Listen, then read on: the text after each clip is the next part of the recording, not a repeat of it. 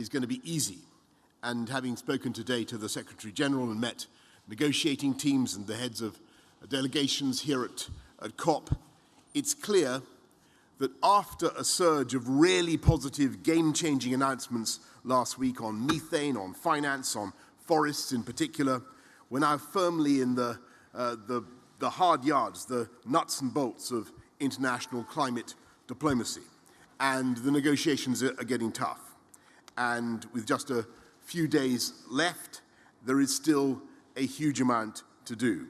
We've made a difference, we hope, for our planet and for our people. We've moved the ball a long way down the pitch, but we're now stuck in a bit of a rolling maul, to mix my football and my rugby metaphors. The line is in sight, but if we're going to get there, we need a determined push to get us over the line. We need to be more ambitious, and we need more credible plans for implementation. We have to bridge the gap between where we are and where we need to be if we're going to cut emissions in half by 2030. And we need to pull out all the stops if we're going to do what we came here to do, and that's keep 1.5 alive and make Paris the success that the world needs it to be. Because that 2015 agreement in Paris was a significant moment in the fight against climate change, but it was ultimately a pledge of action still to come. And it's very frustrating to see countries that have spent 6 years conspicuously patting themselves on the back for signing that promissory note in Paris, quietly edging towards default now that vulnerable nations and future generations are demanding payment here now in Glasgow. And there's really no excuse, because we know what is at stake here. We've been hearing it all week. We heard it from the president of Palau, Sirango Whips, who told me he spent 5 days traveling 7,500 miles across 9 time zones to make sure that the voice of his people was heard. And the least we can do is pay attention when he says that if the big economies don't do more, we, and I quote, might as well bomb his islands. We heard it from Simon Coffey from the government of Tuvalu, who spoke to us not from a podium in a cozy conference room, but knee-deep in a steadily rising Pacific Ocean. And we heard it from the Prime Minister Mia Mottley of Barbados, who so moved us on the opening ceremony when she warned that we are digging our own graves, and asked, when are the leaders finally going to lead? And so I say to my fellow leaders, if you stood and applauded her then, you cannot now sit on your hands as the world asks you to act, because the world knows what a mess our planet is in. The world has heard leaders from every country, continent, stand here and acknowledge the need for action, and the world will find it absolutely incomprehensible if we fail to deliver that, and the backlash from people will be immense and it will be long-lasting. And frankly, we will deserve their criticism and their opprobrium, because we know what needs to be done, and we all agree what needs to be done. We just need the courage actually to get on and do it. So now is the time for everyone to come together and show the determination needed to power on through the blockages, to look at the science with dispassionate eyes and think about how we can compromise, how we can be flexible to meet the needs of the planet. And for world leaders who are now back in their capitals, to pick up the phone to their teams here and give them the negotiating margin, give them the space they need in which to maneuver and get this done. Here in Glasgow, the world is closer than it has ever been to signaling the beginning of the end of anthropogenic climate change. And it's the greatest gift we can possibly bestow on our children and our grandchildren and generations unborn. And it's now within reach. At COP26, in these final days, we just need to reach out together and grasp it. And so my question to my fellow world leaders this afternoon, as we enter the last hours of COP, is, will you help us do that? Will you help us grasp that opportunity or will you stand in the way? Thank you all very much. I'm now going to go to the UK media. It was represented, first of all, by Adam Fleming of the BBC. Thank you very much. On this conference, we've seen the draft text that was published this morning. Is that kind of a floor of where you want to go? And would you say that if that's watered down over the next few days, that then compromises your goal of keeping 1.5 degree temperature increase within reach? And just on MPs' second jobs and standards, and Geoffrey Cox, do you feel the need to do anything to reassure the public about that whole system? Thanks very much, Adam. So first of all, on where we are. It is crucial now that we show high ambition. That's what we're trying to do. And the opportunity is there, but the risk of failure if we fail to deliver an ambitious COP26 here in Glasgow is also colossal. And the risk of sliding back, I think, would be an absolute disaster for the planet. As we go into the final furlong of any negotiation, that's where the horses change places. That's the most difficult moment. There are three pillars that we have to get right, and they're all interrelated. And I'm sure you all know what they are: adaptation, mitigation, and finance. Our negotiators from around the world are working together now to get a deal. I can't say that it's going to be easy. I certainly can't say that it's going to be enough, but we've got to do absolutely everything we can. On the issue of MPs and second jobs and all that, I just want to say the most important thing is those who break the rules must be investigated and should be punished. And on second jobs, I would say that for hundreds of years, MPs have gone to Parliament and also done work as doctors or lawyers or soldiers or firefighters or writers or all sorts of other trades and callings. And on the whole, the world of the UK population has understood that that has actually strengthened our democracy, because people basically feel that parliamentarians do need to have some experience of the world. But if that system is going to continue today, then it is crucial that MPs follow the rules. And the rules say two crucial things. You must put your job as an MP first, and you must devote yourself primarily and above all to your constituents and the people who send you to Westminster, to Parliament. And they also say that you should not use your position as an MP to lobby or otherwise intervene on behalf of any outside commercial interests. And it's not just you have to register those interests, you can't lobby or make representations while an MP on behalf of those interests. And those are the rules, and they must be enforced, and those who don't obey them should, of course, face sanctions. Let's go to Robert Peston, ITV.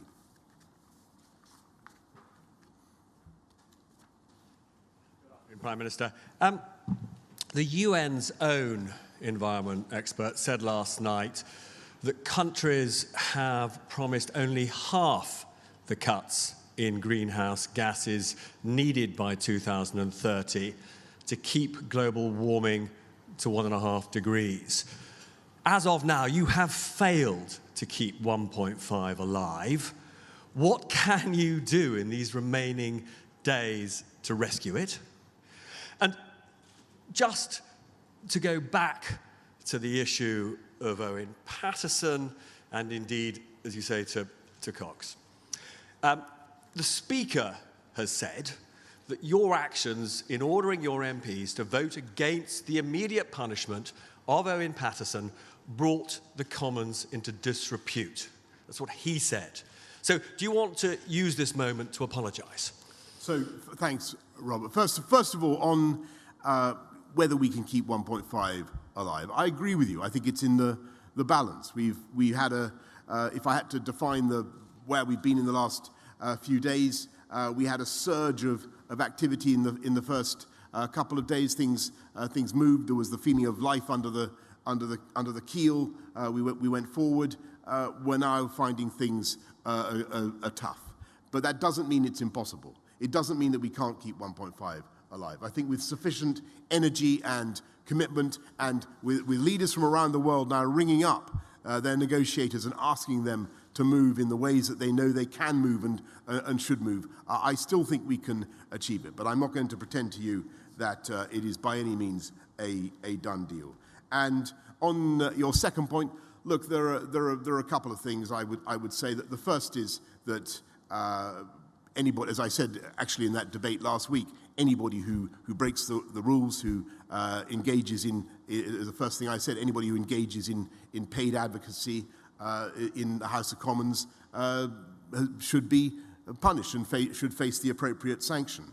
What we're trying to do, and I think what MPs across the House of Commons are still interested in seeing whether there's a cross-party agreement can be reached, is on reform of the process, and I know that the Parliamentary Standards Committee is looking at whether they can at reform as well. Chris Bryant's committee is also, I think, looking at the possibility of reform. And those two things should obviously be kept completely separate. Let's go to Beth Rigby of Sky News.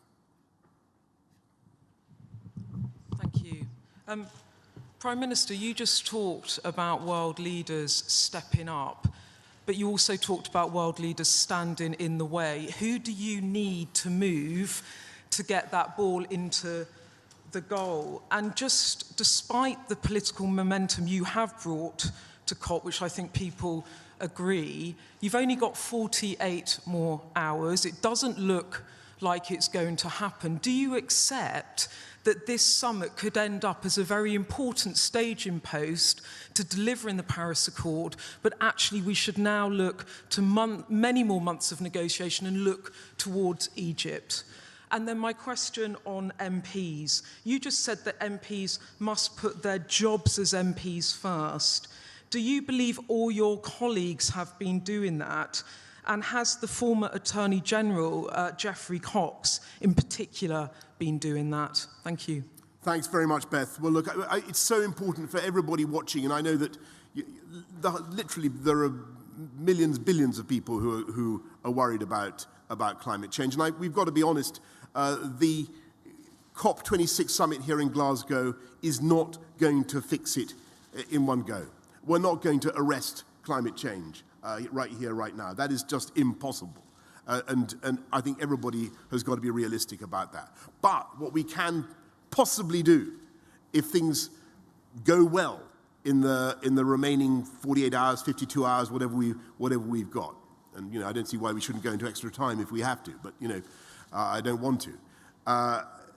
There is the possibility that we will come away from this with the first genuine roadmap for a solution to anthropogenic climate change that I can think of in my lifetime. And the most depressing thing about climate change has been that it doesn't really look as though it's capable of being fixed anytime soon. I think what you could have is some of the types of solutions that the world needs to adopt to do it, and what we're going to need to do, and you're right to mention Egypt, we're going to need to make sure that we keep coming back to this and we keep holding nations and governments to account, and of course corporations as well and businesses as well. On your other question about particular members of Parliament, I just want to say I don't want to comment on individual cases. It wouldn't be right for me to do that. It wouldn't be appropriate. But I want to repeat how strongly I feel that those who do break the rules, those who are not putting the interests of their constituents first, which is all of our duty as MPs, they should face appropriate sanctions and punishment. Thanks, Beth. Emma Gatton of The Telegraph.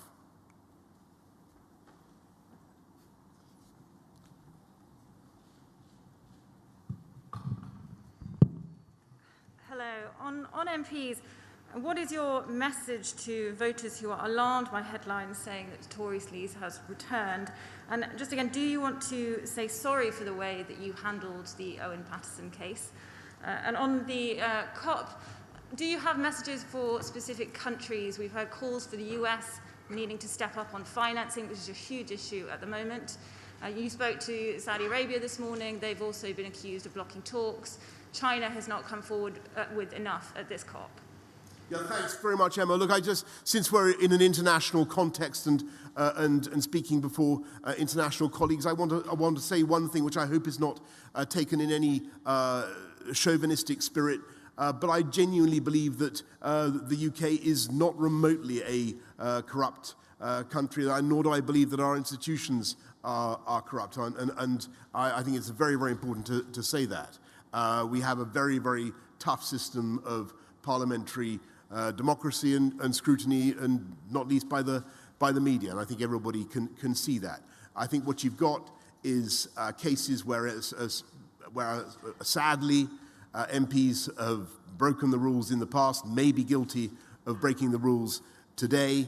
What I want to see is them facing appropriate sanctions. And sorry, what was your second question? Yeah, so I don't want to single out any particular countries for chivying and hectoring now. I think everybody knows who needs to do what. Everybody can see the equations. Everybody understands the intricate balance of the negotiations. But what we need is for those leaders to take their responsibilities, ring up the negotiators, and urge them to make progress in the last few days. Ben Webster of The Times.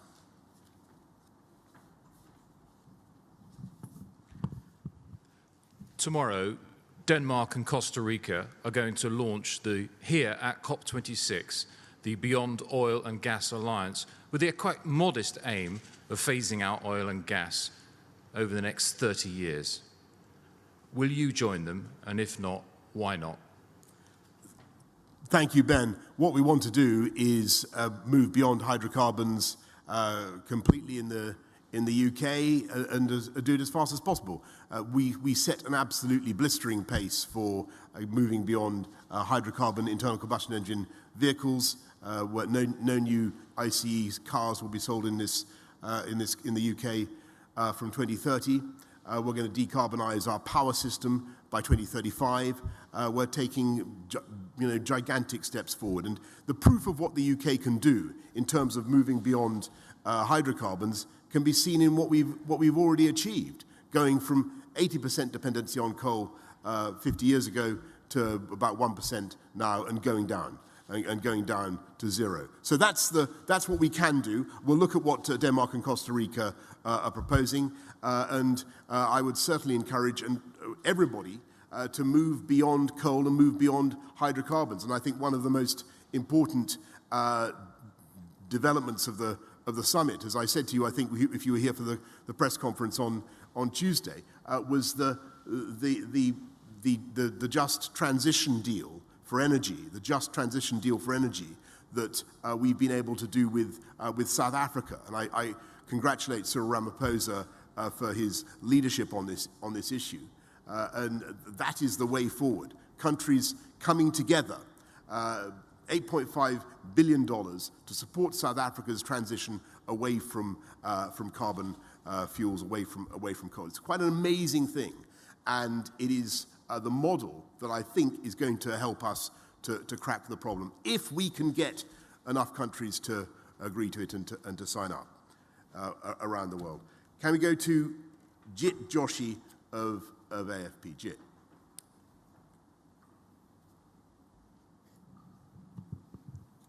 Thank you, Prime Minister. What tangible difference has your presence here made, and if positive at all, why not stay until the end, whenever that might be, in order to get that ball definitively over the line? And secondly, are you confident that your own actions, both as an MP and as a minister, are entirely above reproach and would pass muster in any standards investigation that might come up? Yeah, thanks. Well, on the second point first, all my declarations are in conformity with the rules, and you can certainly study them, and that will remain the case. On what have I done, Jit, in the last few hours since I've been here, and has my contribution been of any value. Well, what I've tried to do, I think it's probably for others to comment on that, what I've tried to do is to listen to what the NGOs have had to say, listen to some of those who haven't been actually negotiating, but who speak for hundreds of millions, if not billions of people around the world, but also to talk to the ministerial negotiating teams about how they're getting on, and to encourage them to make some progress and to keep going. They've been hard at it. These are the people who've been helping the British presidency, ministers from around the world who've been joining together to try to get this thing over the line. They've been working unbelievably hard, and we've just been encouraging them, trying to set some goals, some things that we think we've really got to achieve, and trying to get them to focus, as I said, on those three pillars: adaptation, mitigation, and finance. And as you look at the final period of this negotiation, there's no doubt at all that finance is the great solvent that matters. It's finance that will, if we can unlock this, if we can make progress, it will depend on the finance. And that fundamental compact between the developing world, the climate vulnerable world, and we in the developed world, who are overwhelmingly responsible historically for emissions, and who continue to be responsible for so much of the emissions around the world. And with that, I'm very, very sorry to tell you that I have to go and catch a climate-friendly means of transport back to London. Thank you, everybody. Thank you.